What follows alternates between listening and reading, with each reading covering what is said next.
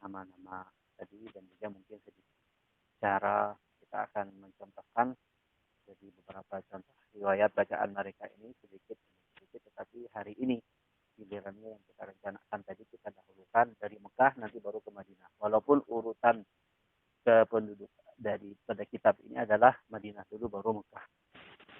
Jadi itu boleh-boleh saja kita ambil daripada dua tanah suci dulu. Satu dari Madinah, satu dari Mekah. Yang kita ambil yang bersamaan yang di Mekah ini yang tidak berbeda dan wafatnya di Madinah. Itu mungkin Imam Qalun dan Imam murid daripada Imam Nafi'. Yang tadi kan Imam Nafi' yang pertama, Ibnu Katsir yang kedua, kemudian Abu Amr yang ketiga, Ibnu Amir yang keempat, kemudian Asim yang kelima, kemudian Hamzah yang keenam, Al-Kisai yang ke-7, kemudian Abu Ja'far yang ke-8, Ya'qub yang ke-9, Khalaf yang ke-10. Nah, ini masing-masing mereka ini punya murid pilihan. Masing-masing punya murid pilihan, ataupun walaupun murid mereka yang meriwayatkan itu tidak bisa dihitung pada masa mereka yang menjadi imam berpuluh-puluh tahun mengajarkan Al-Quran, khidmat kepada Quran, kitabullah, maka murid beliau banyak. Tapi yang paling unggul, paling dipercaya, paling berjasa untuk menyebarkan riwayat beliau yang beliau dikaji oleh beliau yang 10 itu hanya dipilih oleh para ulama terpercaya dua masing-masing. Dipilihkan dua paling unggul daripada setiap imam. Kita ambil daripada dua imam ini, perawi yang pertama Nafi' di Madinah, nama beliau Isa ibn Mina boleh atau Mina bil qasr, panjang boleh, pendek boleh. Al-Madani asli Madinah, guru bahasa Arab dan dipanggil juga Aba Musa, dan digelar dengan gelaran Qalun. Meriwayat dan beliau sebagai menjadi perawi Nafi' dikasih gelar Qalun karena bagus bacaan, karena bagusnya bacaan beliau. Jadi kata-kata Qalun itu bahasa Romawi atau bahasa Rum, bahasa Romawi, artinya bagus. Sangat istimewa ataupun bagus bacaannya, atau kata-kata arti daripada Qalun, tapi menjadi nama kepada Imam Qalun atau Imam Isa ibn Mina, wafat di Madinah tahun 220. Kemudian pindah ke Mekah, perawi di sana ada juga. Dari Mekah punya Imam Ibnu Katsir ada dua perawi. Di Madinah, yang di Mekah tadi adalah Imam Al-Bazzi dan Qumbul. Imam Al-Bazzi, nama beliau Ahmad bin Muhammad bin Abdullah bin Abi Bazzah Al-Mu'adzin. Mu'adzinnya kota suci Madinah, kota suci Mekah, dipanggil Abul Hasan. Nama panggilan Bapak Abul Hasan, wafat tahun 250. Kemudian yang kedua Qumbul, yaitu Muhammad bin Abdurrahman bin Muhammad bin Khalid bin Sa'id Al-Makki Al-Makhzumi. Nama panggilan atau digelar Aba Amr dan digelar juga Qumbul. Dan dikatakan Qumbul ini adalah satu keluarga di Mekah dikenal dengan Qanabilah orang Qumbul, dan wafat di Mekah tahun 291. Dan Bazzi dan Qumbul meriwayatkan bacaan tidak langsung kepada Imam Ibnu Katsir, tapi melalui sanad ataupun perantara beberapa perawi. Satu tadi saya terlupakan, ataupun Imam Warsh ini adalah rawi yang kedua daripada Imam Nafi'. Jadi di Madinah ada dua perawi, Qalun dan Warsh. Yaitu Warsh ini nama beliau asalnya dari Mesir. Nama beliau Utsman bin Sa'id, dipanggil Aba Sa'id. Dan Warsh dibagi gelar ini oleh guru beliau karena orangnya putih sekali. Saking putihnya, karena terlalu kulit beliau ini warnanya putih banget, maka akhirnya dipanggil oleh gurunya Warsh. Wafat di Madinah, wafat di Mesir. Imam Warsh wafat di Mesir tahun 197.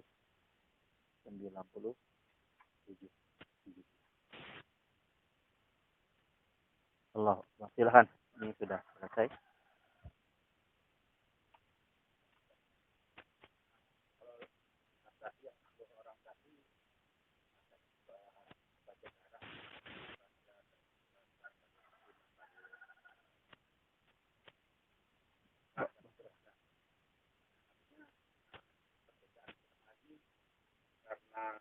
dialek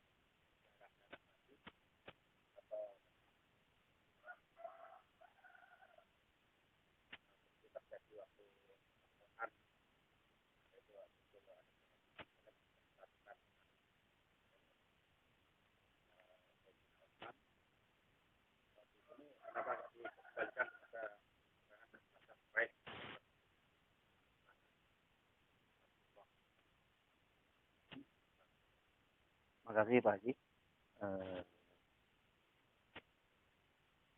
Perbedaan bacaan tadi itu satu pertanyaannya, apakah pengaruh beda bacaan itu dialek-dialek berbeda itu karena imam-imam yang dari Khurasan ataupun imam dari tempat-tempat yang berbeda. Basrah yang tadi saya sebutkan, ada yang menuju meninggal di Khurasan itu bukan itu Imam Al-Kisai, tapi beliau ini bukan dari Khurasan, tapi adalah ada istilahnya dari Baghdad adalah. Nah, saya belum dari hanya saja yang dari apa namanya bukan daripada pengaruh negeri, tetapi adalah pengaruh penduduk negeri tersebut. Jadi misalnya dialek bahasa Arab ketika Allah Subhanahu wa taala menurunkan Al-Qur'an memang awalnya dengan bahasa Quraisy. Begitu masuk Islam selain daripada bangsa Quraisy.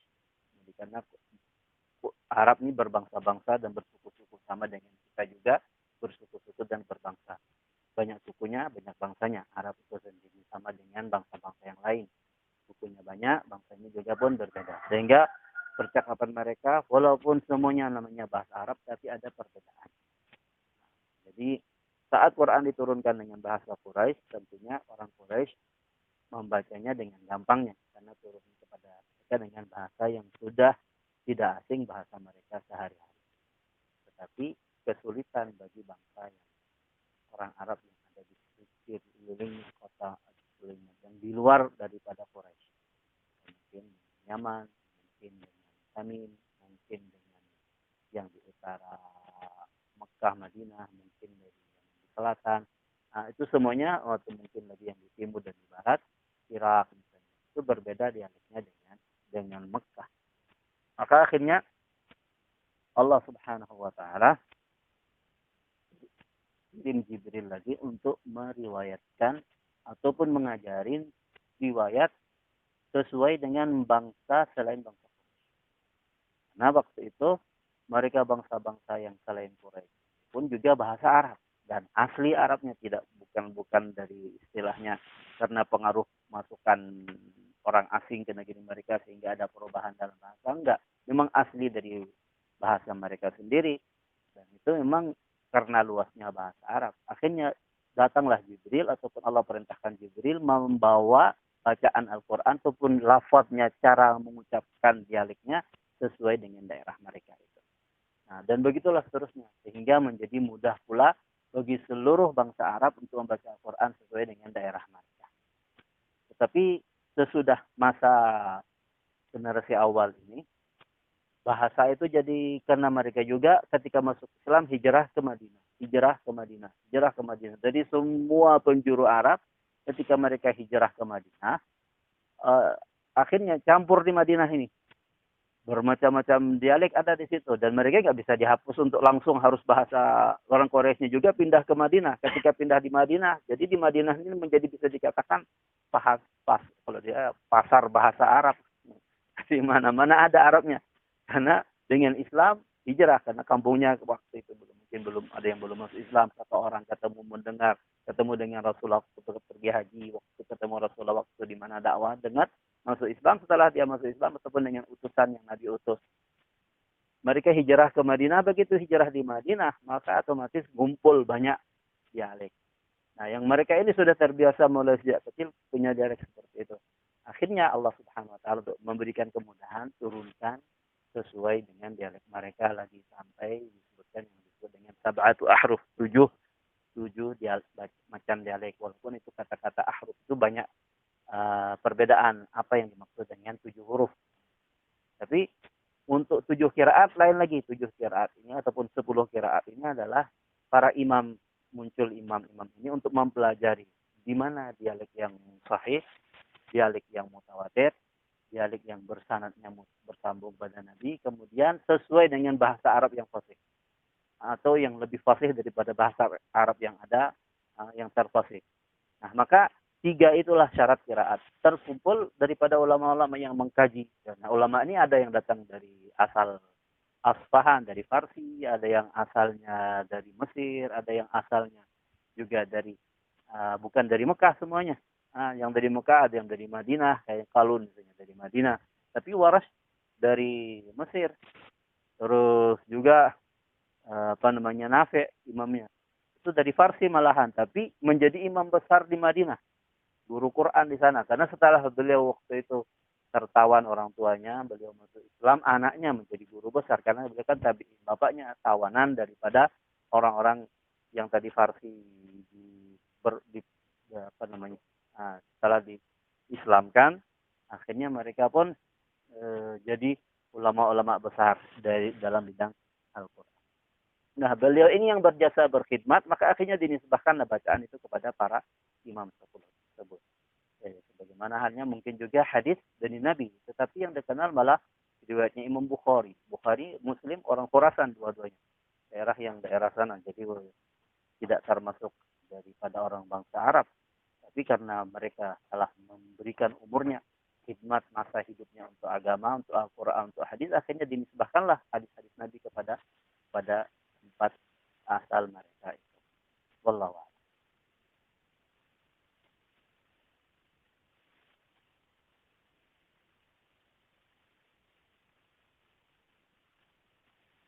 Silahkan ada yang lain?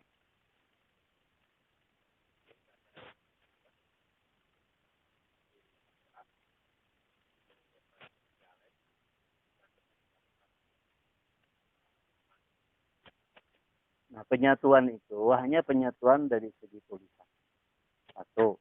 Dan dalam bacaannya masih bisa dibaca dengan dua bacaan. Jadi Sayyidina Utsman berjasa memang pada waktu itu ada perbedaan antara para pembaca Al-Quran ini. Waktu itu imam diajari riwayatnya beda, dialeknya berbeda. Maka saat dialek berbeda itu tersebut, rujukan kepada dua-duanya ini nggak punya. Hanya dapat saya belajar begini, maksudnya saya belajarnya begini.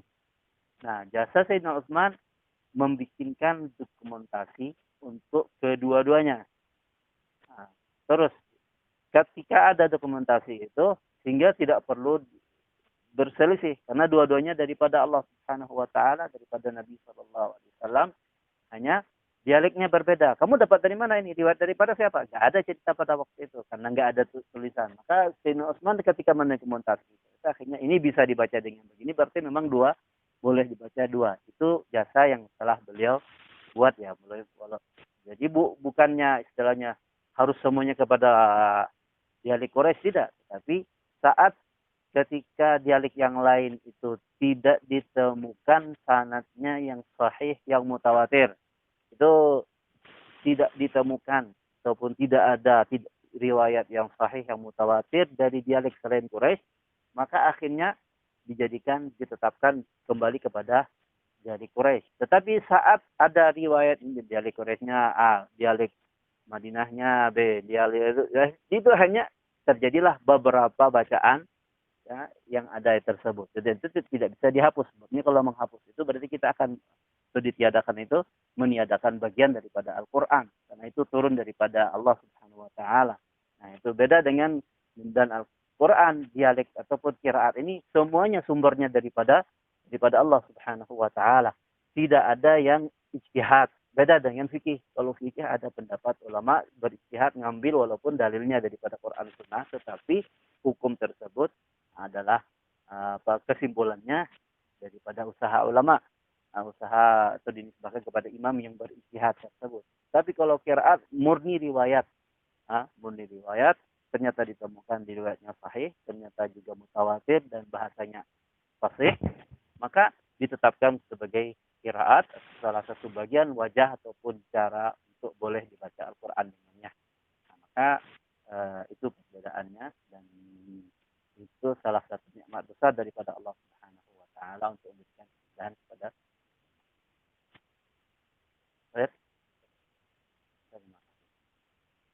Saya akan selanjutnya ya, akan membaca namanya riwayat, ataupun akan sekadar sebelumnya akan memberikan riwayat ini akan akan kita bacakan.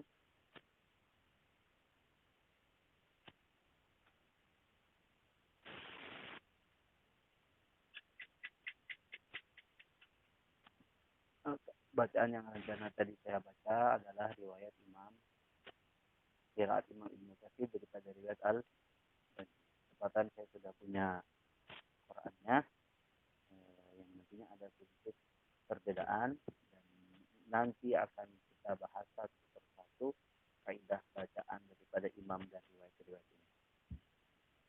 Ini sekedar contoh baca daripada surat. Saya baca surat Al-Fatihah. Sesudah surat Al-Fatihah akan membaca surat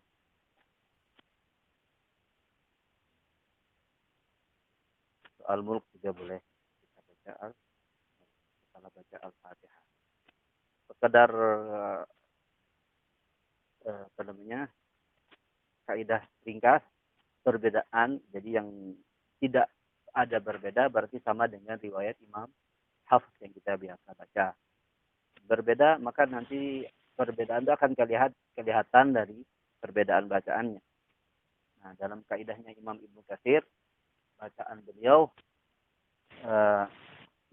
beliau punya bacaan namanya silatu mimil jama'. Mim jama' dibaca dengan disambung dengan waw, wawnya mimnya didhammahkan, alaihim, ilaihim, ladaihim, kulluhum, minhum, minkum.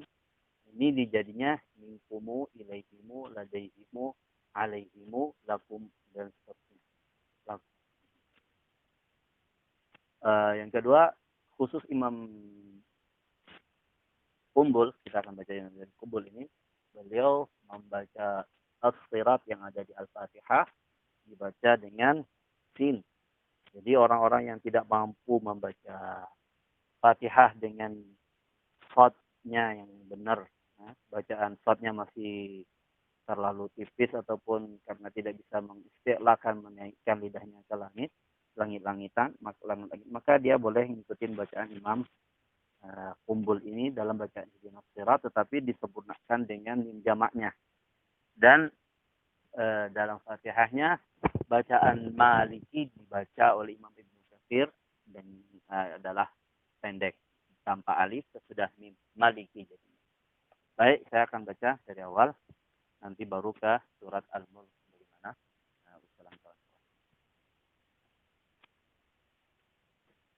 أعوذ بالله من الشيطان الرجيم. بسم الله الرحمن الرحيم.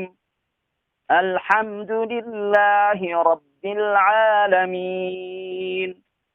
الرحمن الرحيم. مالك يوم الدين.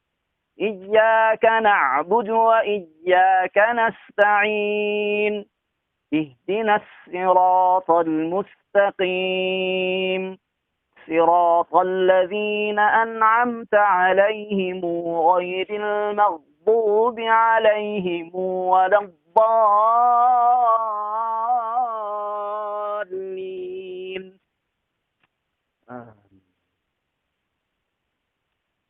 بسم الله الرحمن الرحيم. تبارك الذي بيده الملك وهو على كل شيء قدير.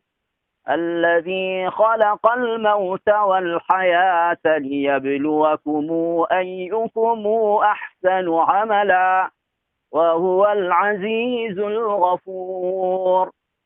الذي خلق 7 سماوات طباقا ما ترى في خلق الرحمن من تفاوت فارجع البصر هل ترى من فطور. ثم ارجع البصر كرتين ينقلب إليك البصر خاسئا وهو حسير ولقد زينا السماء الدنيا بمصابيح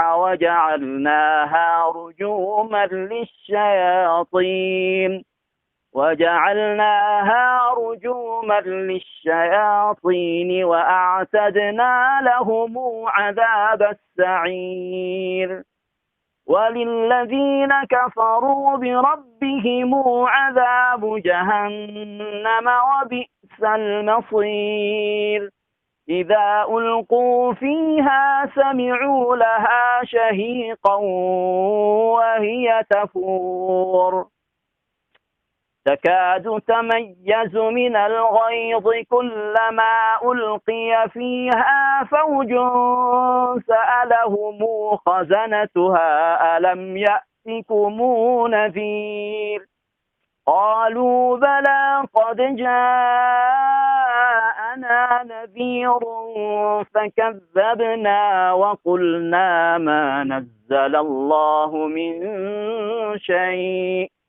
وقلنا ما نزل الله من شيء إن أنتم إلا في ضلال كبير وقالوا لو كنا نسمع أو نعقل ما كنا في أصحاب السعير فاعترفوا بذنبهم فسحقا لأصحاب السعير إن الذين يخشون ربهم بالغيب لهم مغفرة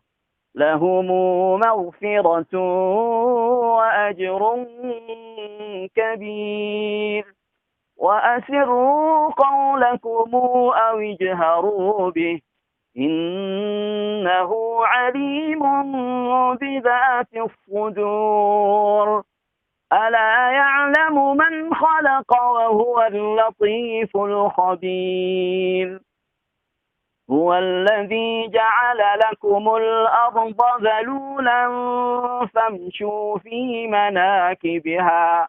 فامشوا في مناكبها وكلوا من رزقه وإليه النشور آمنتم من في السماء أن يخسف بكم الأرض فإذا هي تمور أم أمنتم من في السماء أن يرسل عليكم حاصبا فستعلمون كيف نذير ولقد كذب الذين من قبلهم فكيف كان نكير أولم يروا إلى الطير فوقهم صافات ويقبضن ما يمسكهن إلا الرحمن إنه بكل شيء بصير أمن هذا الذي هو جند لكم ينصركم من دون الرحمن إن الكافرون إلا في غرور أمن هذا الذي يرزقكم إن أمسك رزقه بل لجوا في عتو ونفور أفمن يمشي مكبا على وجهه أهدى أمن يمشي سويا على صراط مستقيم قل هو الذي أنشأكم وجعل لكم السمع والأبصار والأفئدة قليلا ما تشكرون قل هو الذي ذرأكم في الأرض وإليه تحشرون ويقولون متى هذا الوعد إن كنتم صادقين قل إنما العلم عند الله وإنما أنا نذير مبين فلما رأوه زلفة سيئت وجوه الذين كفروا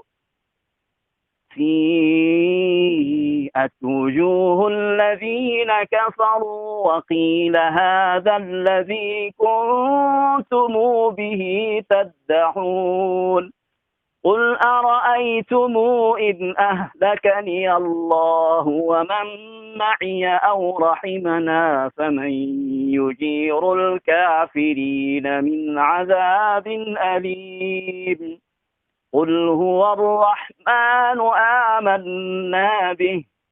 آمنا به وعليه توكلنا فستعلمون من هو في ضلال مبين قل أرأيتم إن أصبح ماؤكم غورا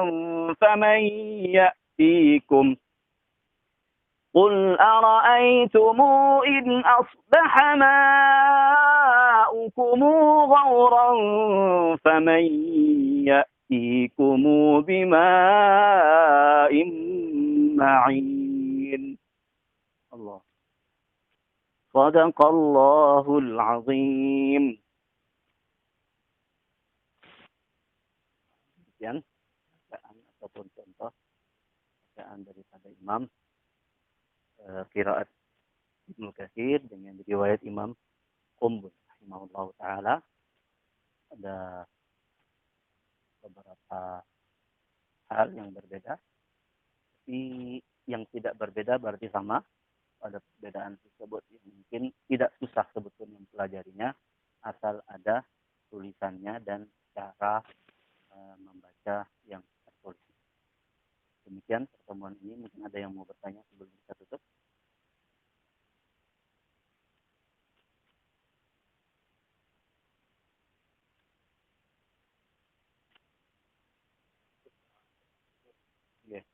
Itu yang saya sebutkan namanya alaikum. Jadi alaikumu itu yang disebut dengan silah mimul jamak. Jadi mim mati yang menjadi tanda jamak, tanda kumpulan orang lebih daripada dua, jadi tiga ke atas, itu adalah dengan mim jamak yang asalnya mati ataupun yang dibaca riwayatnya mati dikasih dhammah dan disambung, silahnya disambung dengan waw satu alif panjangnya jadi dua harakat. Dan itu seluruh Al-Quran seperti itu dalam riwayat qiraat Ibnu Katsir dan dari dua riwayatnya, Bazzi dan Qumbul. Itu nanti akan masuk kepada riwayatnya Imam Khalaf, daripada qiraat Imam Hamzah dan Imam Asy-Syafi'i juga dari dua riwayatnya ada itu. Kalau dalam yang ada di antaranya juga itu yaitu riwayat Imam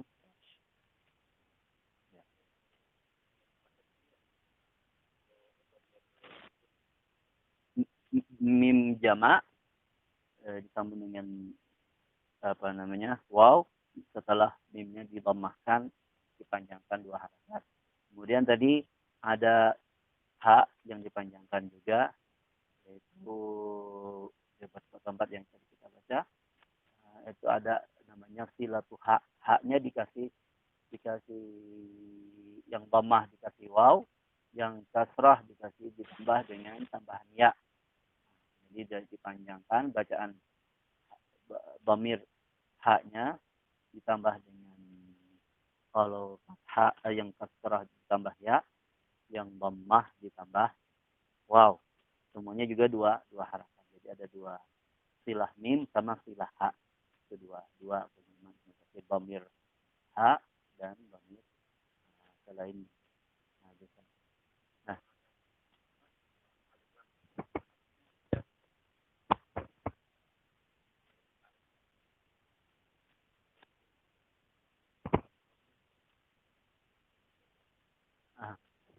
Alif lam itu sama kaidahnya, tidak beda dengan hafz. Jadi kalau setelah disambung dengan waw jamak atau dengan waw silah itu, maka yang hamzah wasal akan gugur, akan tidak dibaca lagi. Seperti contoh misalnya mana yang ada waw min jamaknya. Amintumu man fis samawat. Jadi yang banyak sebagian juga yang surukum min dunir rahman. Ini kan kalau dalam riwayat hafaz atau yang lain bacanya ada idgham karena mim ketemu mim, jadi idgham lain. Tapi karena disambung dengan waw dan mimnya ditambahkan, hilang itu. Jadi yang surukum mim itu hilang demnya dan idghamnya itu, maka menjadi yang surukumu min dunir rahman. Jundul lakumu yang surukum lakum, kan ada izhar syafawi, jundul lakum yang surukum. Tapi setelah ada mim jamak tidak ada lagi itu izhar syafawi, tidak ada lagi idgham di situ, hilang semua karena sambungan dengan mim jamak tadi. Kemudian sirat tadi kan dibaca dengan di Fatihahnya maupun di al-mulknya. Nah, wa ilaihi tuhsyarun, ini yang contoh ha istilah dengan ya. Yang ilaihi tuhsyarun.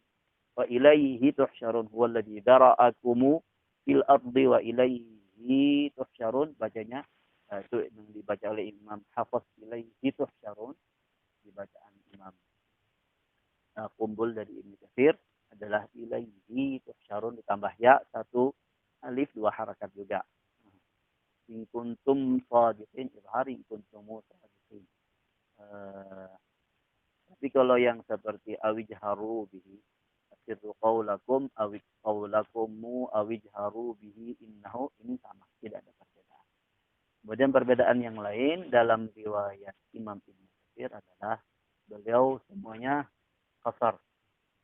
Jadi kecuali yang istilahnya mad jaiznya di kasar semua, mad wajibnya jadi 4.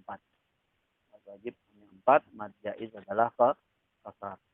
Kemudian ada lagi yang berbeda tadi waktu kita baca amintum. Amintumu man fis sama, ini adalah ada namanya ketemu kaidah beliau antara dua hamzah, yang ketemu dua hamzah ngumpul dalam satu kalimat. Hamzah kan dalam dua kalimat, dalam satu kalimatnya ketemu, maka yang kedua dibaca dengan cara tafsil. Seperti kita baca jamiyun, jadi jamiyun. Dalam riwayat Hafiz tafsilnya hanya satu itu. Tapi dalam Ibnu Katsir seluruh hamzah bertemu, dua hamzah kumpul dalam satu kalimat, maka yang kedua ditafsir. Jadi jamiyun sama juga anzartahum. Jadi anzartahum, amintum atau amintum. Jadi antara bunyi hamzah dan bunyi alif. Jadi, nggak dipanjangin, yang dia nggak panjang, langsung amintum, jamiyun, jamiyun, sama juga anzartahum, langsung. Setelah hamzah yang pertama dibaca dengan tahqiq, hamzah kedua dibaca dengan tasghir. Kemudian kaidah yang berikutnya tentang hamzah adalah bila hamzah ketemu dalam dua kalimat, hamzah pertama kasrah, hamzah kedua fathah. Jadi hamzah pertama di akhir kalimat yang pertama, hamzah yang kedua di awal kalimat yang kedua. Hamzah kedua terletak pada awal kalimat yang kedua. Maka kaidah bacaannya daripada Imam Ibnu Katsir adalah dirobah dengan ibdal. Jadi man fis samaa'i yakhsifa. I'an yakhsifa amintum man fis samaa'i yakhsifa i'a. Dan ini kasrah dari kalimat hamzah yang pertama. Kemudian fathah i'a yakhsifa itu dari awal kalimat yang kedua. Maka yang kedua dirubah menjadi ya, jatuh setelah kasrah. Tiap hamzah kedua jatuh setelah hamzah yang pertama baris kasrah, hamzah kedua dirubah diibdal jadi bunyi ya. Dan di sini ada dua tempat seperti itu. Amintumu man fis samaa'i an yakhsifa bikumul arda fa idza hiya tamur. Am amintumu man fis samaa'i an yursila 'alaikum hasiba. Itu kurang lebih yang kita baca, baru kita dengar bersama-sama, yang sedikit ada perbedaan dan perbedaannya nggak banyak. Nggak banyak. Nah, kemudian contoh yang tadi yang terakhir yang belum yang juga saya pasti. Falamma ra'auhu zulfatan, jadi lebih panjang daripada hafaz. Kalau hafaz itu hanya istilahnya qasr, nggak dipanjangin nggak dipanjangin haknya itu. Nah, sementara Ibnu Katsir tambah waw, ra'auhu zulfah, hu-nya ini dua harakat atau satu alif. Ya, demikian saya rasa. Ada lagi?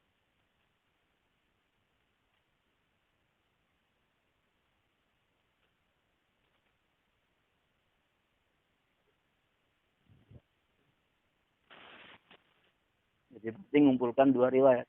Riwayatnya Imam Asim, lain-lain yang terus yang keduanya ngikutin riwayat Imam yang memendekkan. Tetapi karena seperti Imam Qalun dua-duanya itu ada. Jadi riwayat Imam Qalun, bacaan Fatihahnya sama dengan yang pertama, tidak ada silahnya.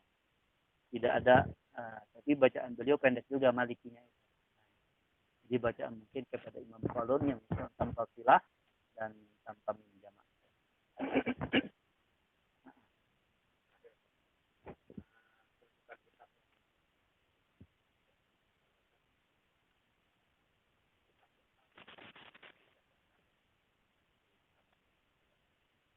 Kalau kitab Al-Itqan itu membahas tentang ilmu-ilmu yang ada dalam Al-Quran secara keseluruhan, istilahnya yang telah ditulis oleh para ulama yang berkaitan dengan ilmu-ilmu yang bersumber dari Al-Quran. Tetapi qiraat ini bagian daripada ilmu-ilmu itu. Salah satu bagian daripada ulum Al-Quran adalah ilmu qiraat. Jadi salah satu ulum Al-Quran yang dalam Al-Quran adalah, jadi kalau Al-Quran memperkenalkan ulumul Quran secara keseluruhan, ada ilmu qiraat, ada ilmu tajwid, ada ilmu mutasyabihat, ada ilmu ayat, ada ilmu jumlah ayat, ada ilmu tentang nasikh mansukh. Itu pembahasannya Al-Itqan, memperkenalkan apa saja sih jenis ilmu yang telah ditemukan daripada Al-Quran, ada majaz, ada balaghah, ada sebagainya di Al-Quran. Tetapi kalau qiraat ini adalah bagian daripada ilmu-ilmu itu, yaitu secara baca. Jadi kalau bisa dikatakan lebih kecil ruangnya, yaitu khusus tentang tadi kan disebut tentang adalah cara mengucapkan lafaz ataupun kalimat-kalimat Al-Quran yang disepakati dan yang berbeda. Semoga Allah terima majelis kita ini dan kita dapat syafaat daripada Rasulullah Sallallahu Alaihi Wasallam karena menjelaskan ataupun karena menjelaskan apa yang daripada beliau, dan semoga bermanfaat bagi diri kita bersama dan keluarga kita dan umat Islam dimanapun berada. Demikian, terima kasih semuanya, jazakumullah khairan, dan mohon maaf kalau ada yang betul keliru dan ada yang mungkin salah ucap. Maka kalau mungkin ada teguran, ada kritikan ataupun ada masukan, saya bisa dimasukkan kepada kawan yang dari yang menyebarkan ini, nanti sampai kepada saya dalam pertemuan mungkin akan dijawab. Demikian, subhanakallahumma wa bihamdik, asyhadu an la ilaha illa anta, astaghfiruka